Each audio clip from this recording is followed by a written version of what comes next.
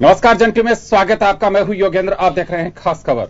खास खबर में हम बात करेंगे राजस्थान में 3 उपचुनाव होने, 2 लोकसभा के लिए और 1 विधानसभा सीट के लिए एक साथ ही कराए जाएंगे। लेकिन उससे पहले ही कांग्रेस को यह डाउट है कि भाजपा सत्ता का दुरुपयोग कर सकती है। इनका यह भी आरोप है कि हाल ही में जब धौलपुर और दूसरी जगह चुनाव है उसमें गड़बड़ी की गई थी और प्रशासन ने खुलकर के भाजपा का समर्थन किया।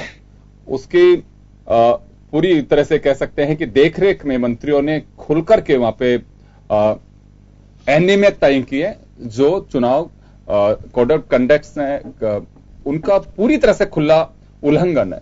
एक ज्ञापन दिया गया है मुख्य निर्वाचन आयुक्त के नाम पर और कहा गया है कि जो मतदाता है उसको स्लिप मिलनी चाहिए, जो नई मशीनें हैं उसको यहां पे लगाया जाना चाहिए और ऑब्जर्वर इस तरह के हों जिनकी एक साफ छवि हो, किसी पार्टी से उनका कोई ताल्लुक नहीं हो। चलिए हम इसको लेकर के चर्चा करेंगे। हालांकि बीजेपी ने इसे बौखलाहट बताया कांग्रेस का और मालूम है कि कांग्रेस तीनों सीट आ रही है, इस वजह से इस तरह के हथकंडे अपना रही है। एक बार जरा सुनिए हमारे नजरिए से कि क्या है ये मामला और उसके बाद हमारे पैनलिस्ट से मुखातिब होंगे। हमारे साथ वरिष्ठ पत्रकार और समीक्षक ओम सैनी साहब हैं, भाजपा नेत्री शील दवाई जी हमारे साथ हैं, राजस्थान प्रदेश कांग्रेस के उपाध्यक्ष खानुखा बुधवाली जी हमारे साथ हैं। आप सभी का स्वागत है। जरा एक बार देखिए कि क्या है मामला।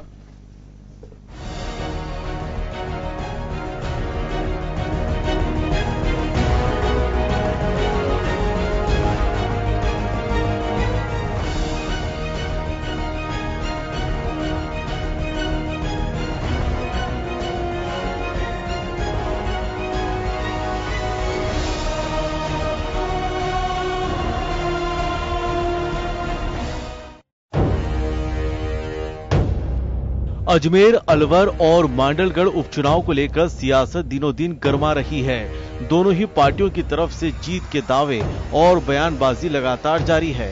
कांग्रेस को तो इन सीटों पर धांधली का डर भी सताने लगा है। कांग्रेस की ओर से मुख्य निर्वाचन आयुक्त के नाम एक ज्ञापन भी सौंपा गया। ज्ञापन में कांग्रेस ने इस आशंका को जाहिर किया है कि उपचुनाव में प्रदेश की बीजेपी सरकार सरकारी मशीनरी का दुरुपयोग कर सकती है। कांग्रेस ने ज्ञापन में मुख्य निर्वाचन आयुक्त से मांग की है कि आचार संहिता को लेकर सख्त निर्देश दिए जाएं। साथ ही ईवीएम के साथ वोटर वेरिफिकेशन मशीन भी लगाई जाए। कांग्रेस ने धौलपुर सीट के लिए हुए उपचुनाव में भी बीजेपी सरकार पर सरकारी मशीनरी के दुरुपयोग के आरोप लगाए थे। जिस तरह धौलपुर और अन्य स्थानों पर दुरुपयोग हुआ है ताकत का, वो नहीं हो। निष्पक्ष और निर्भय वातावरण में चुनाव हो। ईवीएम मशीनों में जो गड़बड़ियां वो नहीं हो, उसके लिए आप वोटर वेरिफिकेशन मशीन लगाई जाए। और जो मंत्री और मुख्यमंत्री ने जो आचार संहिता का उल्लंघन किया वो इन 3 चुनावों में नहीं हो। जो वोटिंग मशीन थी उनमें भी गड़बड़ियां सामने आ गई देश भर में। तो इस हालात में जनतंत्र को बहुत बड़ा खतरा है। और अब आने वाले राजस्थान में भी 2 उपचुनाव हैं, अलवर और अजमेर। 1 चुनाव है विधानसभा का मांडलगढ़। उसमें ये इस तरह के हथकंडे न अपनाएं, आचार संहिता कायदे से लागू रहे, सरकार के पैसे का और प्रशासन की ताकत का उपयोग ना हो। इधर बीजेपी ने कांग्रेस के इस कदम को बचकाना करार दिया। बीजेपी के प्रदेश अध्यक्ष अशोक परनामी ने कहा कि धौलपुर उपचुनाव में भी बीजेपी की जीत सुशासन के कारण हुई है, न कि धांधली से। परनामी ने यह भी कहा कि कांग्रेस को अपनी हार दिख रही है, इसलिए वो इस तरीके के कदम उठा रही है। हम लोकतंत्र में, प्रजातंत्र में हमारी पार्टी विश्वास रखती है। तब भी जब चुनाव कांग्रेस हार गई तो सचिन पायलट जी का हारने के बाद बयान आया कि साहब हमने सरकारी मशीनरी का दुरुपयोग किया है। तो ये तो एक पहले से ही, क्योंकि देखिए कांग्रेस पहले से ये मान के चल रही है कि हम यहां पर हारेंगे, हम जीतेंगे नहीं, तो आरोप ही क्यों ना लगाए जाए। तो उस प्रकार के निराधार आरोप ये कांग्रेस की सरकार लगा रही है, कांग्रेस के लोग लगा रहे हैं। जबकि भारतवर्ष में प्रजातंत्र है, डेमोक्रेसी, और उस डेमोक्रेसी के तहत जो इलेक्शन कमीशन है वो बिल्कुल निष्पक्ष और स्वतंत्र अपने चुनाव करवाता है। अजमेर अलवर लोकसभा सीट है और मांडलगढ़ विधानसभा सीट, तीनों सीट पर होने वाले उपचुनाव बीजेपी और कांग्रेस के लिए प्रतिष्ठा का सवाल बन गए हैं। उपचुनाव को विधानसभा चुनाव से पहले का सेमीफाइनल माना जा रहा है। तीनों सीटों पर जीत आने वाली विधानसभा और आम चुनाव के लिए राह आसान करेगी। कांग्रेस के लिए तो जीत एक नई ऊर्जा का काम करेगी, तो बीजेपी के लिए 180 विधानसभा और 25 लोकसभा सीट के लक्ष्य की राह बनेगी। ब्यूरो रिपोर्ट, जन टीवी।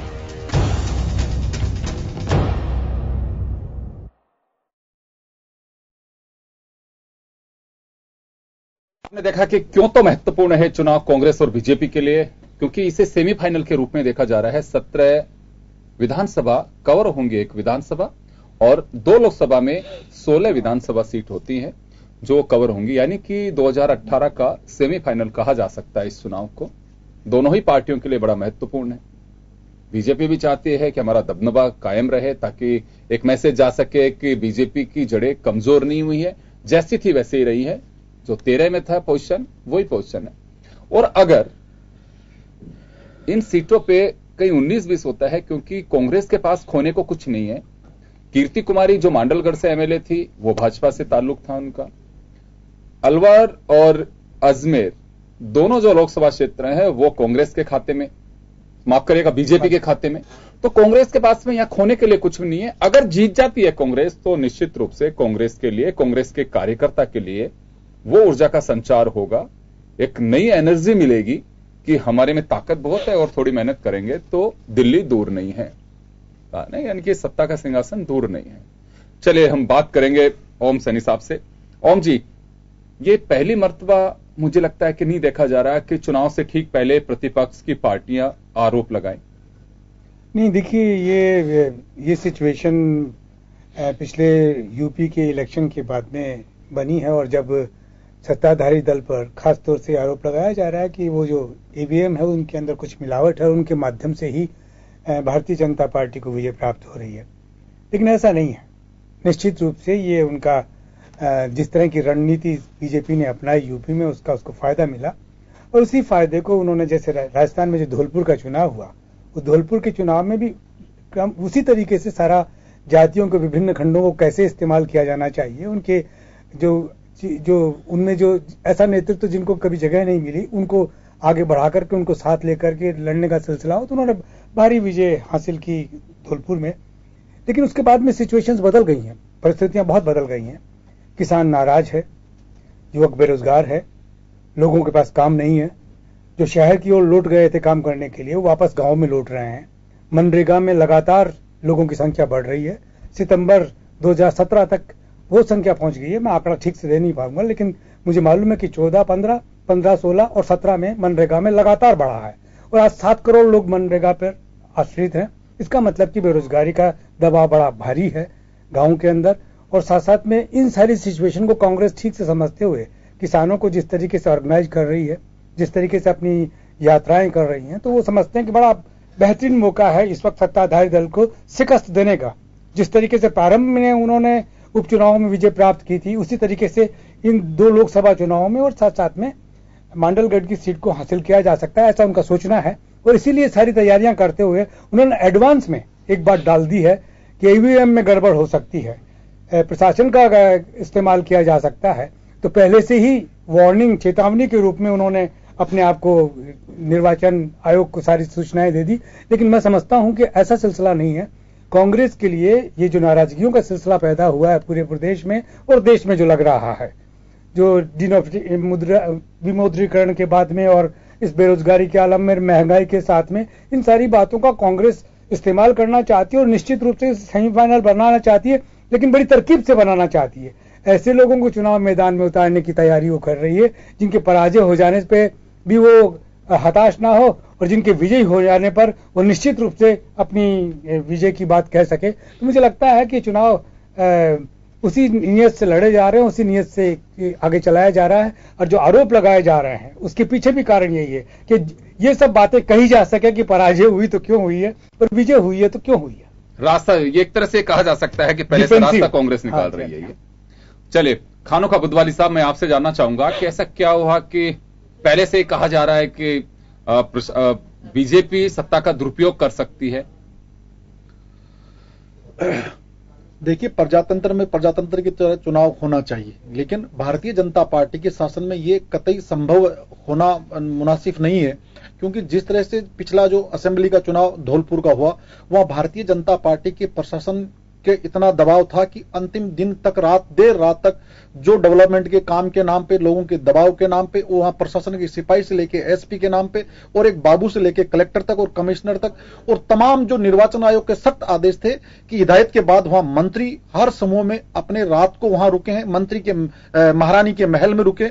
वहां ऐसा कौन सी निर्वाचन आयोग की पद्धति काम कर रही थी जो उनको रोकने का काम किया? वहां हर तरह से राजकार्य में प्रशासन का पूर्ण रूप से भागीदारी थी और जो निर्वाचन को बदलने का जितना काम भारतीय जनता पार्टी के नेताओं ने नहीं किया, उससे ज्यादा काम वहां के प्रशासनिक अधिकारियों ने किया। अगर अधिकारी चाहते तो महल में रहने वाले जो तमाम जो मंत्री, राजेंद्र राठौड़, यूनुस खान, मिस्टर चतुर्वेदी, ये जो दूसरे जो मंत्री अलग अलग वहां लगे हुए थे, गुजर, ये तमाम जो मंत्री लगे, उनको रात को कहीं उनके लोगों को महारानी के महल से किसी को बाहर नहीं निकाला गया। पदाधिकारी वहां काम कर रहे थे, सैकड़ों लोग अन्य जिलों से बुला के वहां रात को रुकवाया गया। वहां के जो ट्रांसपोर्ट के आरटीओ डीटीओ लोग काम कर रहे थे, पंचायती राज अलग से राजपूत हॉस्टल में रह के काम कर रहा था, हर तमाम लोग जो ना काम कर रहे थे। शिक्षा विभाग पे देवनानी जी बिल्कुल सरेआम जो वहां के जो पूर्व अभी वक्फ डेवलपमेंट काउंसिल जो जिसको चेयरमैन बना रखा है, उसके होटल में मीटिंग की गई, मदरसा बोर्ड के टीचरों को बुलाया गया, वहां के जो अस्थायी कर्मचारी थे उनको बुला के कलेक्टर, एडीएम, एसडीएम मीटिंग ले रहे हैं कि पटवारी को टारगेट दिया जा रहा है। ये बिल्कुल सरेआम अखबारों में आई, हम नहीं कह रहे, निर्वाचन आयोग को हमने ज्ञापन भी दिया। अखबारों में कहा है, अखबारों में वो आया जो आरोप लगाया, वही तो हम कह रहे हैं, हमने जो आरोप लगाना गलत नहीं है, जो सच्चाई थी। लेकिन वहां कलेक्टर और एसडीएम ने अपना निर्भय, अपना निर्वाचन जो एक पद्धति के अनुसार अपना जो करना चाहिए, प्रिंसिपल, एक नैतिकता जो निभानी चाहिए, वहां प्रशासन नहीं निभाई। भारतीय जनता पार्टी के लोग सिद्धांत की बात करते हैं, लेकिन जब समय आता है तो सिद्धांत विहीन हो जाते हैं। और इनको हमने इसलिए कहा कि अगर निर्वाचन आयोग निर्वाचन करवाना चाहते हैं, अगर चाहे अलवर शहर का हो, चाहे अजमेर का हो, चाहे मांडलगढ़ की बात हो, तो हम भारत सरकार के निर्वाचन आयोग के, इनके राजस्थान के अलावा कोई भी जो एक अच्छे ईमानदार अच्छे अफसर हो, जो चाहे किसी पार्टी से ताल्लुक रखे, विचारधारा किससे रखें, एक अच्छे निष्पक्ष लोगों को लगाया जाए। और भारतीय जनता पार्टी के इसमें जो वर्तमान जो प्रशासन है, उनको पूर्ण रूप से वो प्रतिबंधित करें कि जिस तरह के जो आज माननीय मुख्यमंत्री वहां डेरा डालने की कोशिश करें और मंत्रियों तक को एक एक तहसील लेवल पे लगा दिया गया, जो आज पहली बार ये लग रहा है कि उनका भाग्य का ये विधाता बदलना चाहते हैं। लेकिन वसुंधरा जी और भारतीय जनता पार्टी की केंद्र शासित की सरकार की नीति और नीयत इतनी, जो हमारे सम्मानीय पत्रकार महोदय जो फरमा रहे थे सैनी साहब, कि इससे स्पष्ट झलकता है कि कहीं ईमानदारी नहीं, जनता के साथ धोखा, और धोखा वो जो जेब से पैसा निकाल लिया गया, बेरोजगार को जो रोडों पे खड़ा कर दिया गया, किसान आज मर रहा, वहां इनकी कोई पूछ नहीं रहा, कर्मचारियों को ये कुछ देने को तैयार नहीं है, व्यापारिक वर्ग आज दीपावली मनाने के बजाय काली दीपावली की तैयारी कर रहे हैं। दिया नहीं है अभी, वो मंत्रिमंडल में उन्होंने एक लॉलीपॉप दिया, अगर देते तो आज मंत्रिमंडल में अपनी नीति नियत साफ करते। ये चुनाव से पहले लॉलीपॉप जिसके लिए बना है, जो निर्वाचन आयोग बहुत कारगर होता है, ये चुनाव के समय ही ऐसा नाटक क्यों किया? अगर देते तो 12 महीने पहले 7वां वेतन आयोग दिल्ली और अन्य राज्यों में लगाया गया, इनकी जहां सरकार थी उससे पहले लगाते। ये अब रुका नहीं जा रहा शीलदा भाई जी से, बोलिए। देखिए योगेंद्र जी, जिस तरह से ये बोल रहे हैं, जिस तरह से कांग्रेस आरोप लगा रही है, इससे स्पष्ट हो गया कि ये चुनाव मैदान में उतरने से पहले ही पीछे भागने की सोच रहे हैं। इनके अंदर ये भय बैठा हुआ है। जिस तरह से यूपी में इन्होंने शिकस्त मिली, जिस तरह से इनको दिल्ली में शिकस्त मिली, जिस तरह से गोवा में इनको शिकस्त मिली, और अभी और भी राज्यों में जिस तरह दिल्ली का जिक्र क्यों करो? दिल्ली में तो आप हारे हो मैडम, आप भी हारे हो। गोवा में तो आपने पैसे देके खरीदा, आप हारे हो, 3 नंबर पर हो। 3 नंबर पर आपकी सीटें एक बात आपने कहा, देखो इसमें कोई संदेह नहीं है कि यूपी में इनको शिकस्त मिली, ये बात सही है। गोवा में जीते, गोवा में शिकस्त नहीं मिली। गोवा में गवर्नर ने भ्रष्टाचार किया आपके पैसे से। एक बार गोवा में आफ्टर द इलेक्शन एक पॉलिटिकल सियासत आप लोगों ने इनको शिकस्त दी, आप लोगों ने इन लोगों को। ये बात सही है कि दिग्विजय सिंह साहब वहां जाकर के और बिल्कुल, मतलब कोई मैनेजमेंट कर नहीं पाए, ये मैनेजमेंट लेकिन पैसा देकर खरीदा गया था। शिकस्त कांग्रेस को अडानी और अंबानी जी का पैसा आज भी स्टैंड कर रहा है इनका सबसे बड़े राजनीतिक दल के रूप में। इनकी पार्टी जीत करके आई थी उस वक्त, तो ये तो हम नहीं कह सकते कि शिकस्त दी थी। देखिए, शिकस्त से मतलब ये होता है कि जब सरकार नहीं बन पाती तो इसका मतलब शिकस्त है। ऐसा माना कैसे? नहीं, ये नहीं माना जा सकता। बिल्कुल यही माना जाता है। इतिहास इस बात को कभी स्वीकार नहीं करता। प्रजा ने हमें वोट दिया, आपको नहीं दिया। मणिपुर और गोवा के अंदर गलत, आपने तो पैसों से खरीदा है। साफ हो रहे हो। अब मेरी आप जो कह रही ना, आप जो कह रही हैं, ये कह नहीं पा रहे। कांग्रेस में यही डर है कि आप लोगों ने वहां पे जब आपके पास में बहुमत नहीं होने के बावजूद भी आपने सरकार बना ली, उनके एमएलए छोड़ के आ रहे हैं, इनको इतना तो होना चाहिए। खरीदारी की आपने, भ्रष्टाचार फैलाया, निर्वाचन आयोग, आप इसका खरीदते हो, आप मानते हो चैनल में? तो नहीं मैडम, गलत। वो मैं ये कहती हूँ, सब भ्रष्टाचार तो आपके में जड़ में भ्रष्टाचार तो बीजेपी की उत्पत्ति का मतलब, अपोजिट का मतलब, विलोम शब्द ये होता है कि बीजेपी कांग्रेस को का मतलब भ्रष्टाचार है। क्यों चले गए?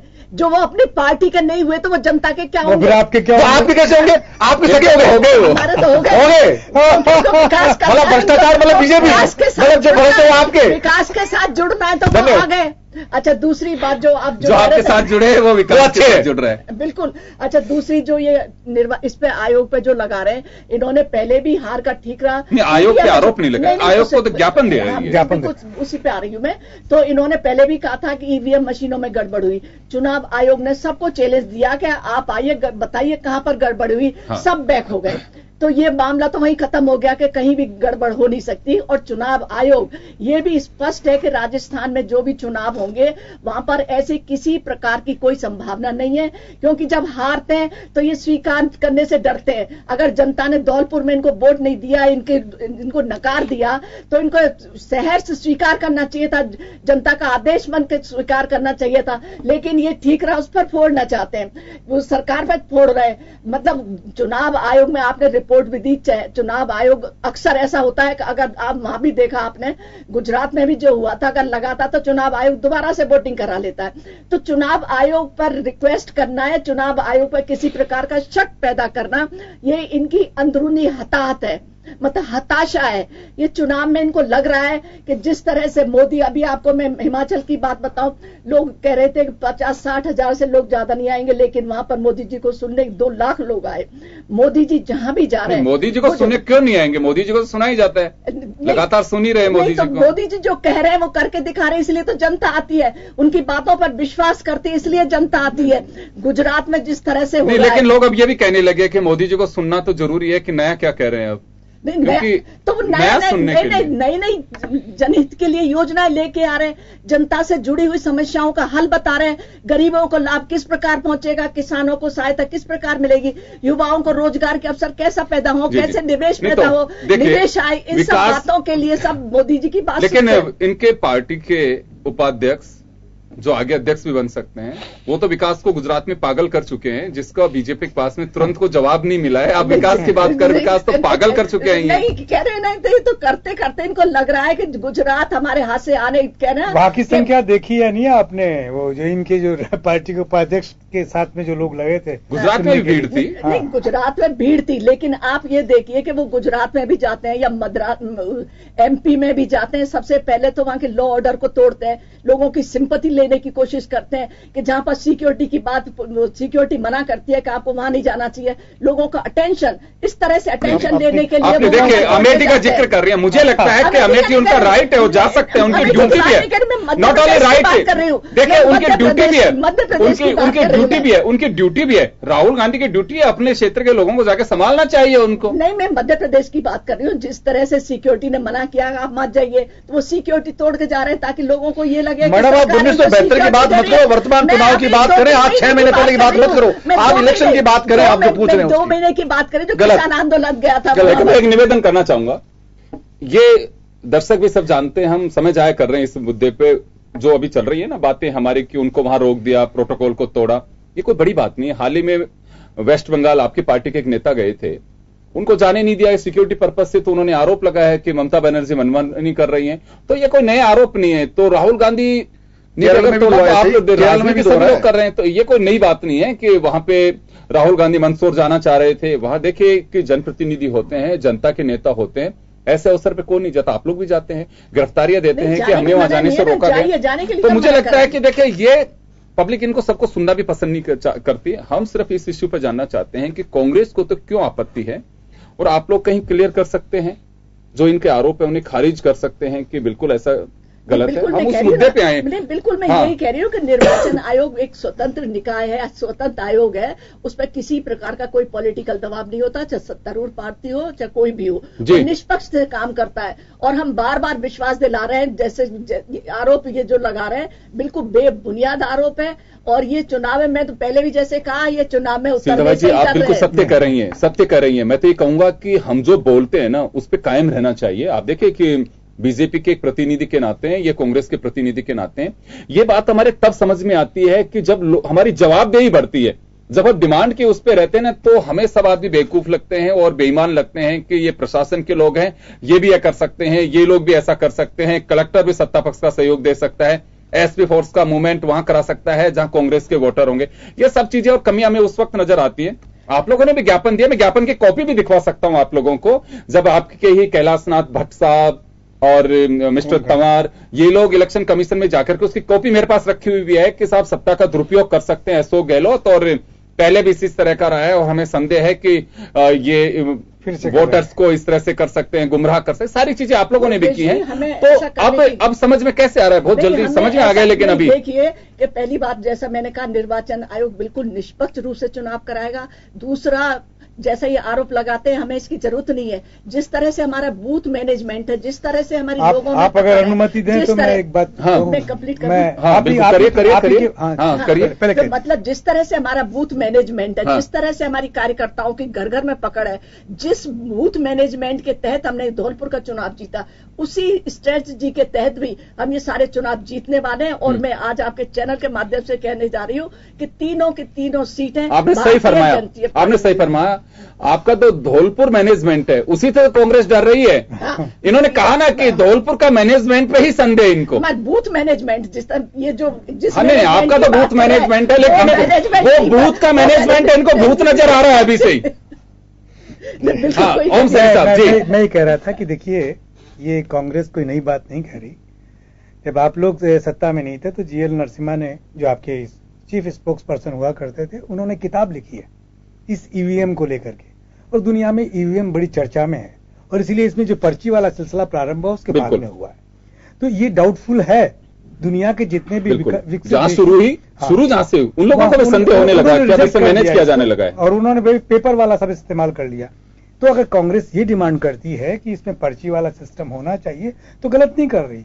वो उसको चाहती है ज्यादा पुख्ता बने। और नहीं, मैं इसलिए कहना चाहता हूं कि जब आप पर पड़ी तो आपने कहा कि ये बिल्कुल ऐसा है, और जब इन पे पड़ी तो आप कहते हो कि ये तो ऐसी झूठ बोल रहे हैं। तो ऐसा नहीं है। इसलिए सहमति प्रजातंत्र में पक्ष विपक्ष में होनी चाहिए कि हम लोग जाएं। और इसका दूसरा पहलू ये भी है कि भला आप ही का होगा, क्योंकि कांग्रेस पे तो यारों ज्यादा लगते आए हुए। आप लोगों ने अटल बिहारी वाजपेयी जी तक ने कहा कि हम तो प्रूव भी कर सकते हैं कि उन्होंने कहां बेईमानी की है, बूथ कैप्चर कहां करवाएं। तो अगर बहुत अच्छा रहेगा कि वास्तव में जो डिमांड दूसरों की है उसको आप लागू करवा दें कि भविष्य में इन सब चीजों से दो चार नहीं करना पड़ेगा आपको। कब ऑब्जेक्शन रहा? जो भी चुनाव आयोग जो भी डिसाइड करे, जिस भी तरीके से वोटिंग कराना चाहे वो करे। अभी आप कर रही है ना, ऑब्जेक्शन कर रही है ना, आप कहेंगे ना क्यों दिया है, ये तो इनको पहले से शक हो गया है, हारने जा रहे हैं, इसलिए ऐसा कह रहे हैं, इसलिए बोल रहा हूं मैं। जी जी जी जी, खानोखा साहब आप कुछ कह रहे हैं अभी।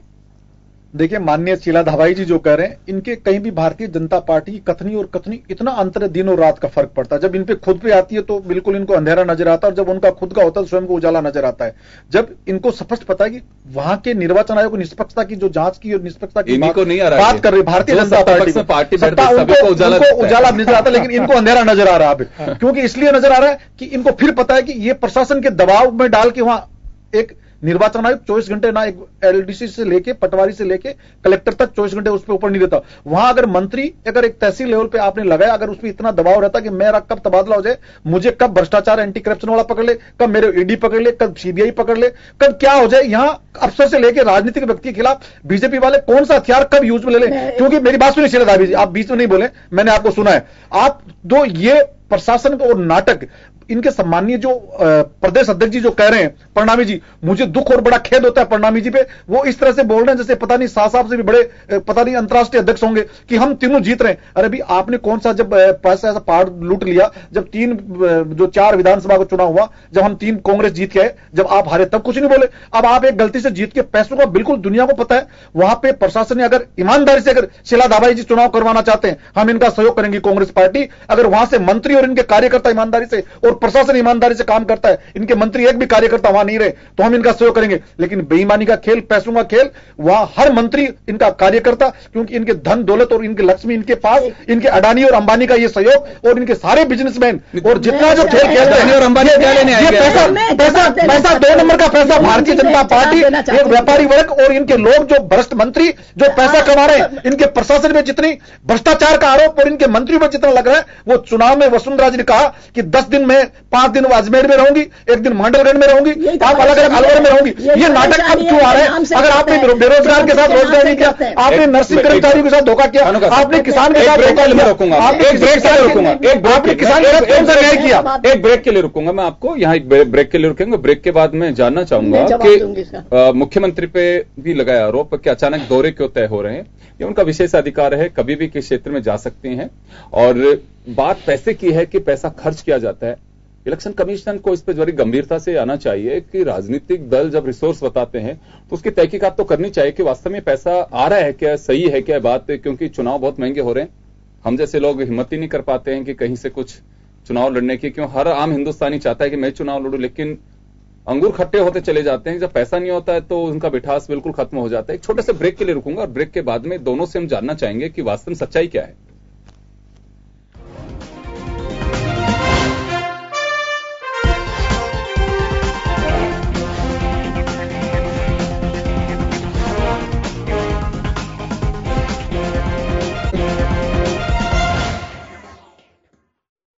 आपका स्वागत है, आप देख रहे हैं खास खबर। हम बात कर रहे हैं राजस्थान में होने वाले 3 सीट के लिए, 1 विधानसभा और 2 लोकसभा सीट के लिए होने वाले बाई इलेक्शन की। कांग्रेस ने आरोप लगाया है कि सत्ता का दुरुपयोग बीजेपी कर सकती है। बीजेपी से बौखलाहट बता रही है।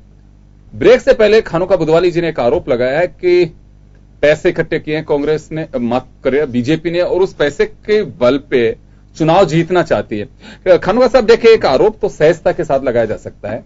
कैसे कहा जा सकता है कि बीजेपी के पास में फंडिंग हो रही है और फंडिंग के आधार पर चुनाव जीतेगी?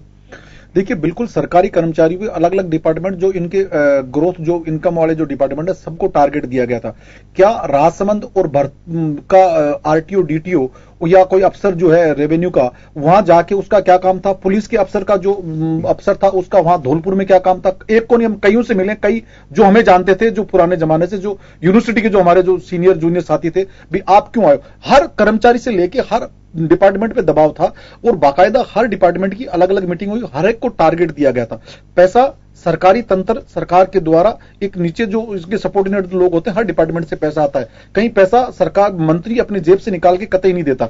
लेकिन हमें दुख इस चीज का हुआ कि जब मंत्रिमंडल के लोग महारानी के महल में रुके, उनको महल में किसी भी अफसर की औकात नहीं हुई कि निर्वाचन आयोग की भी वो वहां पे खाली करवा के ये देखा जाए कि कौन मंत्री या कार्यकर्ता है। हम ये पुनः शीला धाबाई जी से पूछना चाहते हैं, क्या आप ये कमिटमेंट करना चाहते हो इस चैनल के थ्रू? क्या वहां आपके ऐसे व्यक्ति जो जिनका आधार है या जनाधार हो या नहीं हो, लेकिन वहां निर्वाचन में बाह्य लोग, ऐसा कोई भी व्यक्ति, जब हमारा प्रदेश सम्मानीय प्रदेश अध्यक्ष जी, हमारे लीडर तमाम हम उस सेवा से बाहर चले गए, तो क्या आप ईमानदारी से उस क्षेत्र को छोड़ना चाहते हो? आप गलत पैसा लगे, एक मिनट बात सुनिए आप, शीला धाबाई जी आप बोलें, कर्मचारियों पे आप जो अस्थायी कर्मचारी हैं उन पे दबाव डालते हम आपको स्थायी कर देंगे, लेकिन नहीं किया। मदरसा बोर्ड को ले लो, नर्सिंग कर्मचारियों को ले लो, जिन जिन के साथ आपने धोखा किया, उन्होंने वोट डाला, वो आज आपके खिलाफ खड़े। लेकिन पैसा और वोट दोनों अलग चीजें, लेकिन पैसे के सामने सारी दुनिया झुकती है। वो बीजेपी ये नाटक करना जानते हैं, क्योंकि ये वसुंधरा जी की एक आन बान और शान का सवाल। अगर वसुंधरा जी का अगर यहां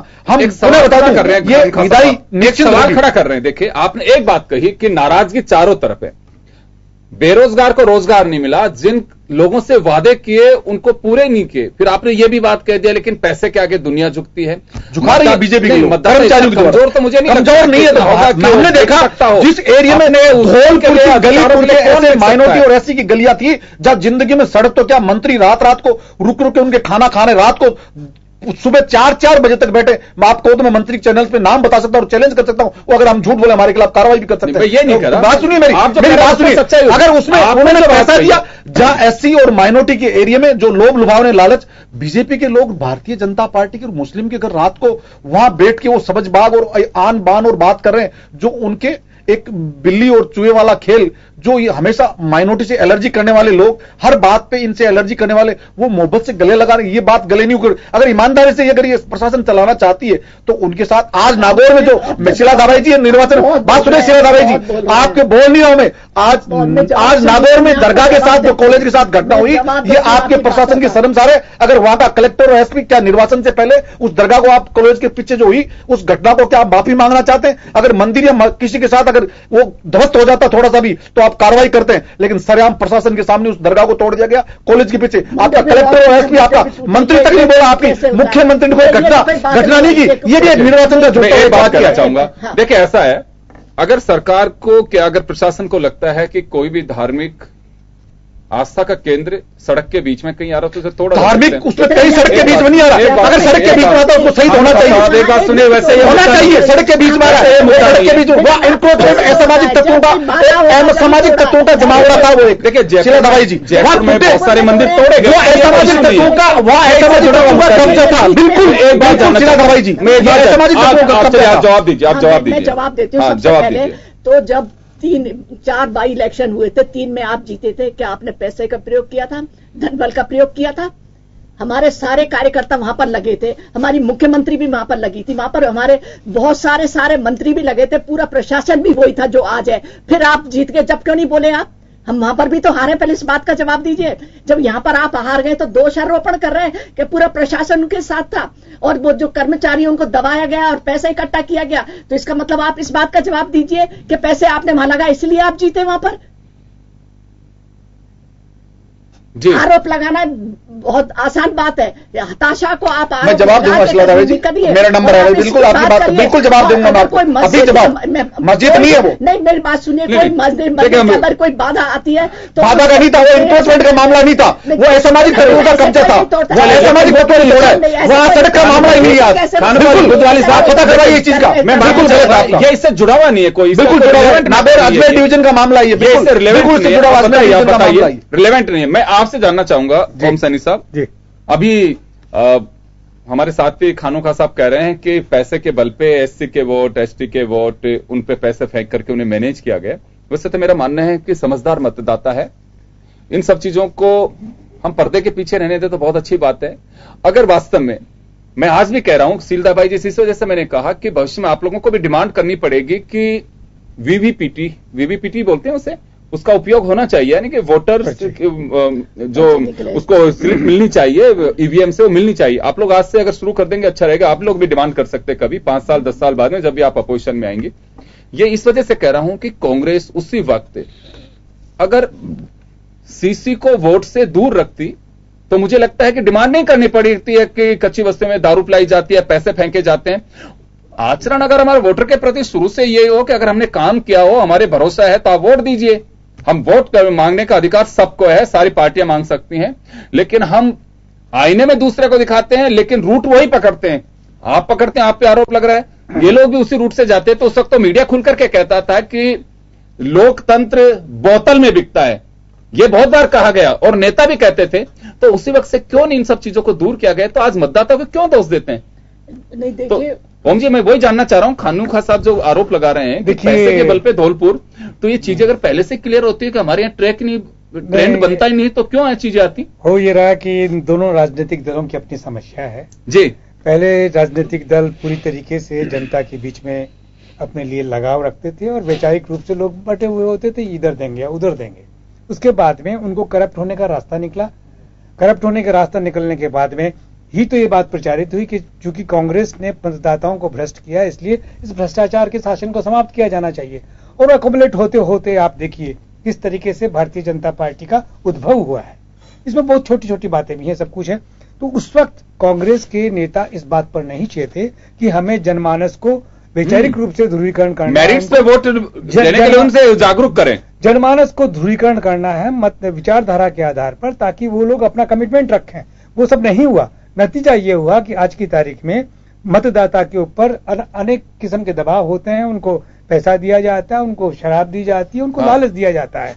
इससे बचने का एकमात्र तरीका खानुका जी मैं समझता हूं कि आज विचारधारा है, विचारधारा के माध्यम से, और ये बहुत स्पष्ट रूप से हो रहा है। अब आपके सामने, सिर्फ दोनों पार्टियों के सामने एक ही बात है कि देश में विकास के नाम पर जो कमजोरियां सामने आ रही हैं, एक कहते हैं कि हमने हासिल कर लिया, दूसरा आप कहते हैं कि इन्होंने हासिल नहीं किया। बजाय इन सब बातों पे बहस करने के बजाय मैं समझता हूं कि विकास का जो मॉडल मोदी साहब ने या वसुंधरा जी ने राजस्थान का जो विजन बना के रखा, क्या आप जनमानस को वो हासिल हुआ है?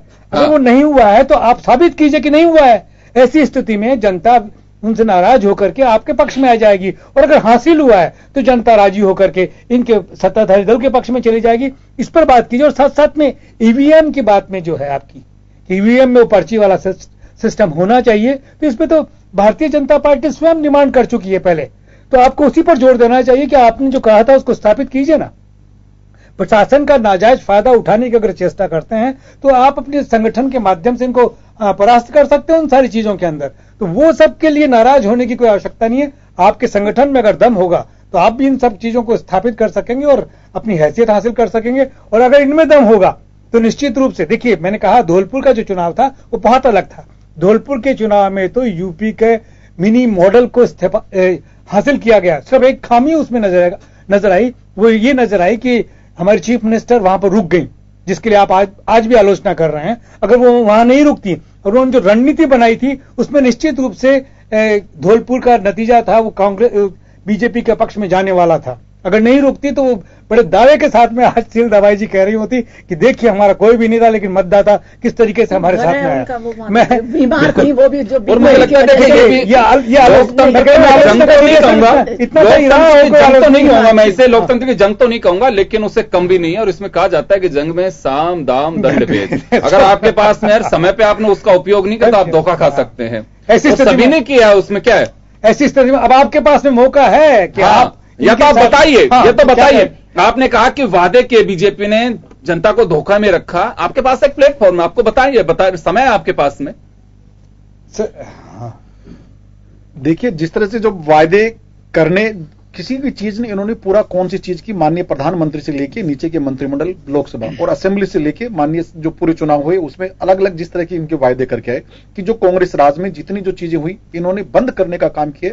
अगर कांग्रेस राज में जो एक आम आदमी को दवाई मिलती थी, उन्होंने जांच वगैरह थी, उनको बात सुनिए मैडम, कड़वी थी वो, लेकिन आज बेटी लिख रही है। आप सुनिए, आप दवाई आप मत पीना हो, सरकारी दवाई क्यों, आप पैसे वाले लोग हो, क्योंकि अमीर लोगों के लिए हॉस्पिटल में कांग्रेस फ्री की दवाई नहीं देती है। वहां आम आदमी को एक फायदा मिल रहा था, वहां जानवरों को दवाई मिल रही थी, किसान को एक अच्छी खाद मिल रही थी, एक किसान को जो गेहूं की जो व्यापारी वर्ग जो जिस तरह की फसल होती उस पर जो पैसे दे रहे थे। लेकिन भारतीय जनता पार्टी किसान के लिए कह रहे हैं कि दुगुना पैसे देंगे। आज पेट्रोल, डीजल, गैस, किरोसिन के क्या भाव हो रहे हैं और किसान के अनाज के क्या भाव हो रहे हैं। आज लसन आज गिरे मैडम, आज मार्केट का फिर भी क्रूड ऑयल का आप भाव देंगे। लेकिन बेरोजगार आप नर्सिंग कर्मचारी को ले लो, आप बेरोजगार जो अस्थायी कर्मचारी उनको ले लो, पटवारी को, आप एक सरकारी नियुक्ति कितने लोगों को जो 15 लाख नियुक्ति देने की बात की थी राजस्थान की ले लो, आप यूपी भारत सरकार के मत जाइए। 12 लाख जो भी मैडम अगर दिए तो आप आरपीसी के द्वारा एक भी आंकड़ा आप बता दें। आपको टेक्निकल आप ये कहते साहब मैंने एक एडवर्टाइज निकाला प्राइवेट कंपनी में, मैडम आपको पता नहीं, आप भारतीय जनता पार्टी का अपोजिट का नाम है झूठ बोलना और जनता के साथ धोखा देना। आज पूरा व्यापारिक वर्ग, आप जनता जो है, लेकिन ये निश्चित मानना मैडम ये तीनों चुनाव जो है आपका भाग्य जरूर बदलेगी। और ये इसलिए बदलेगी, आपका भाग्य जो है ये बिल्कुल भाग्य बदलेगा आपका। यहां जनता का धोखा एक बात पूर्ण रूप से। खानुका साहब देखिए, एक्सरसाइज फैक्ट्स पे करिए आप लोग भी। मैं ये निवेदन कर रहा हूं आपसे कि अगर आप लोग वास्तव में, अगर सरकार कुछ नहीं कर रही, सड़कों में गड्ढे हैं, बेरोजगार को रोजगार नहीं मिल रहा है, इनकी योजनाओं में दम नहीं है, आपकी योजनाएं क्यों जरूरी थी जो जनता से दूर चली गई, अब मुझे लगता है कि इस पे ज्यादा आप प्रचार करिए ताकि लोगों को किसान आज हमारे दूसरी बात, एक बात और सुन, मैं निवेदन जो करूं, किसान यात्रा आपकी निकल रही है, साबित करिए इसके साथ है कि वास्तव में हर साथ किसान जुड़ रहा है। आप लोग जरूरत बनी है पब्लिक के, बिल्कुल आरोप नहीं लगा रहे आप, ये सच्चाई है। एक बार जी शील दवाई जी ने एक बात कही कि 4 विधानसभा सीट के लिए बाई इलेक्शन हुआ था जिसमें 3 पे ये लोग हारे थे, वो इलेक्शन आपने जीता, तो उस वक्त प्रशासन में ईवीएम में, सिस्टम में कोई कमियां नजर नहीं आई, जबकि सरकार बनी थी उस वक्त तो अधिकारियों की ज्यादा अपेक्षा थी कि यह भक्ति भाव का वह सही उचित समय है और हम अगर सरकार को कुछ करके देंगे तो हमारा सही होगा। तो प्रशासन पे हम क्यों सवाल खड़ा कर रहे हैं? उस वक्त तो वही प्रशासन था। देखिए, इनका भक्ति भाव बिल्कुल, अगर राजस्थान की अगर सही तरीके से चुनाव कराती तो वही भक्ति भाव राजस्थान की जनता कांग्रेस के साथ थी। ये वसुंधरा जी की विदाई का था। वसुंधरा जी को अगर बदलाव के अपने इन्होंने रोकने के लिए जो शाम दाम दंड मारा, ये हमारी बहन कह रही है कि वहां रुकना, उनका घर और बीमार होना, ये नाटक और जो ये सैनी साहब कह रहे थे मॉडल, यूपी का मॉडल काम आया, लेकिन अब ये मॉडल चुनाव हम देखते हैं बेरोजगारी। अब आपका पता लगेगा कितना आपने लोगों ने जितना यूज किया, क्या किया। ये सब जनता और किसान वर्ग, आम आदमी, व्यापारी वर्ग, ये तीनों लोकसभा और असेंबली चुनाव में आपको इसका परिणाम जरूर मिलेगा। आप इंतजार करें, वो समय बहुत जल्द आने वाला है। बोलना कितना अच्छा लगता है, लेकिन जो लोगों के साथ आज जो बीत रही है, जो किसान के साथ जो रोज किसान मर रहा, आत्महत्या कर रहा है, लेकिन आपका वहां जाना अच्छा नहीं लगता।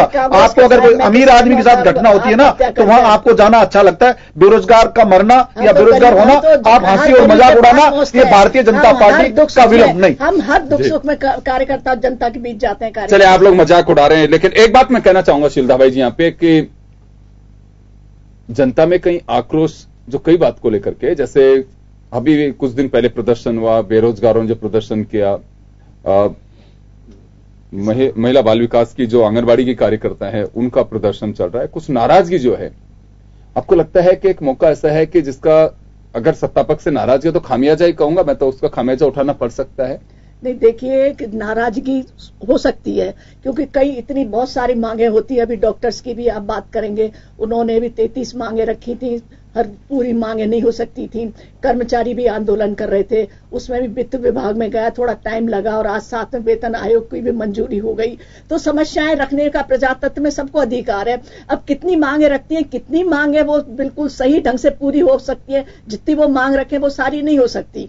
जितनी भी सरकार से और समन्वय से जितनी मांगे पूरी हो सकती है उतनी सरकार कर रही है। किसानों ने आंदोलन किया, उनको भी राहत प्रदान की, उनका भी कर्ज माफी की बात हुई। अभी कल परसों जो किसान जमीन में गड़ रहे थे, वो कह रहे नीदड़ योजना की बात चल रही थी, उनमें भी आक्रोश था कि हमारा क्यों वापस की जा रही है, कि हमारे बात नहीं कर रही है। बात भी हुई, लेकिन अब उनसे भी बात हो रही है।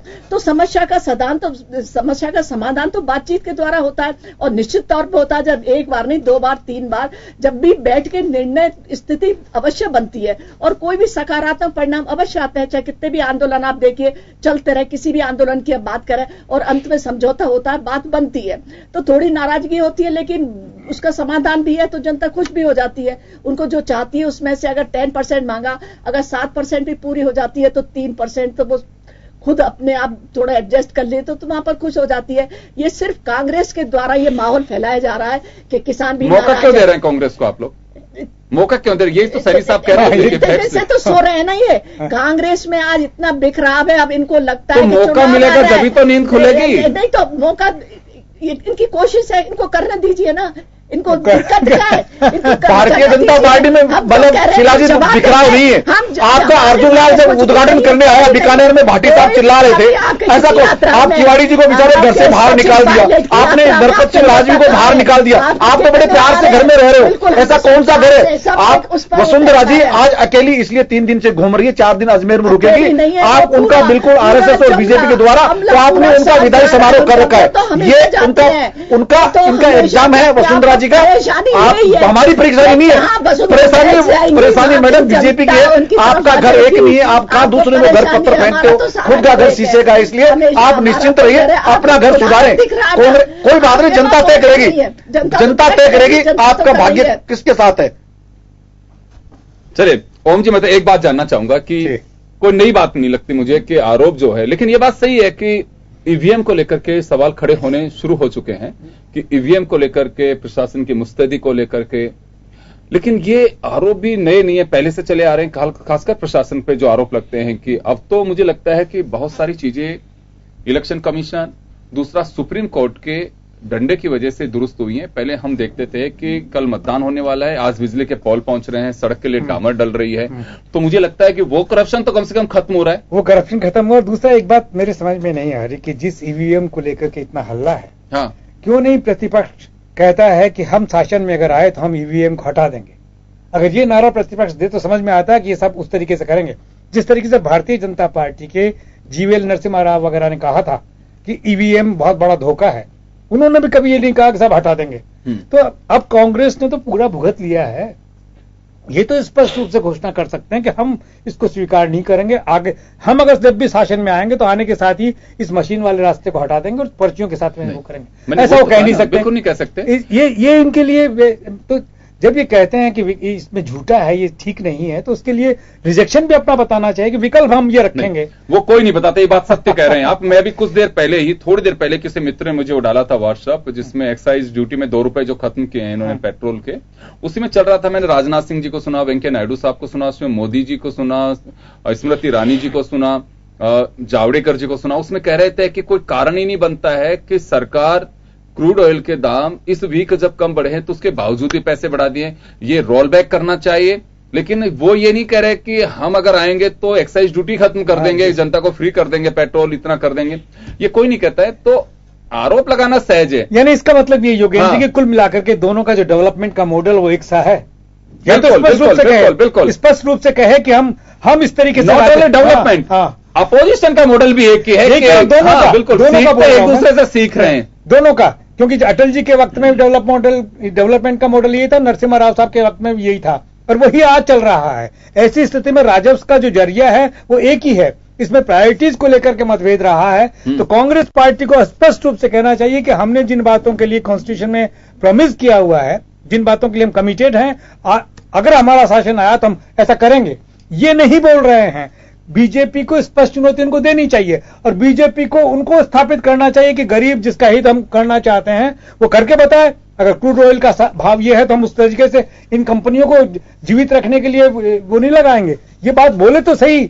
और जिस तरीके से रिफाइनरी का सिलसिला है, रोजगार ओरिएंटेड सारा सिलसिला है, उनको क्यों नहीं इंप्लीमेंट करते? ये बोले, ये भी नहीं बोल रहे हैं। तो ऐसी स्थिति में हम जो मीडिया के लोग हैं, जो जनता के सामने अपनी बात कहते हैं कि भैया आप दोनों को समझो, दोनों को बाध्य करो कि वो जनहित की बातें करने लगे। लेकिन अब देखिए, अब ये चुनाव है, इन चुनावों में इनका क्या रुख रहता है, जो आप देख रहे हैं कि दोनों लड़ रहे हैं, लेकिन ये नहीं कह रहे कि यह बदलाव हम कर देंगे और ऐसा होगा तो हम ऐसा करेंगे। शीलदवा जी, यहां एक सवाल और उठता है कि जब आप लोग प्रतिपक्ष में, वही कहा मैंने कि देखिए विकास का मॉडल दोनों का एक जैसा ही है, इसमें कोई नई बात कुछ भी नहीं है। सत्ता चलाने का जो अंदाज है, मतलब विकास तो होगा नहीं होगा, पागल रहेगा क्या रहेगा तो मुझे पता नहीं है, बट जो सरकार चलाने का जो अंदाज है वो एक ही है। या तो यह है कि ब्यूरोक्रेसी पे डिपेंड हो जाते हैं हम चुन करके आने के बाद में, या फिर आप जब आरोप लगाते थे आप लोग, आपके जो आरोप है इनसे अलग क्यों है? आज अगर कांग्रेस आरोप लगा रही है तो बौखलाहट है, जब आप लोग आरोप लगाते थे तो बिल्कुल फैक्ट्स के आधार पे लगाते थे। तो ये तो डेमोक्रेटिक राइट है, इनको भी लगाने दीजिए आरोप। इसमें बीजेपी को ऊपर नीचे होने की क्या आवश्यकता है? नहीं, देखिए बीजेपी कहीं भी ऊपर नीचे नहीं है, ये चुनाव आयोग के ऊपर निर्भर है। हम भी चाहते हैं, हर कोई चाहता है कि बिल्कुल निष्पक्ष चुनाव होने चाहिए। हाँ। जब पद्धति कोई सी भी हो। दूसरा, सरकार चलाने की जो आप बात कर रहे हैं, हमारा सरकार चलाने का तरीका बिल्कुल इनसे अलग। ये बात मैं थोड़ा समझने, पद्धति कोई सी भी हो, पद्धति जैसे कौन सी जिसका ये विरोध कर रहे हैं? नहीं, कुछ भी हो सकता है, चाहे ईवीएम मशीन हो, हाँ, ये या वोट बैलेट हो, हाँ, जिसमें भी निष्पक्ष चुनाव हो, भारतीय जनता पार्टी बिल्कुल उसके लिए तैयार है। और पहले भी चुनाव आयोग को भी कहा था, चुनाव आयोग ने भी सब कुछ लीजिएगा किया था। बुलेट और बैलेंस नहीं होना चाहिए, बुलेट और बैलेंस नहीं होना चाहिए। नहीं, जो भी हो, ये चुनाव आयोग पर देखिए बिल्कुल किसी का नियंत्रण नहीं है। बुलेट और बैलेंस मतलब बाहुबली नहीं, वो भी होना चाहिए। नहीं, बाहुबली नहीं, बिल्कुल निष्पक्ष चुनाव होने चाहिए। जनता कहीं किसी भी तरह के खून खराबी या किसी तरह के झगड़े नहीं हो, बिल्कुल शांतिपूर्वक मतदान हो और निष्पक्षता से मतदान हो और किसी भी प्रकार की कोई बाधा नहीं हो, ऐसी भारतीय जनता पार्टी चाहती है। ये भी तो यही चाह रहे हैं, ये बिल्कुल। अब तो आप खुश हैं कि ये यही चाहते हैं जो आप चाह रहे हैं।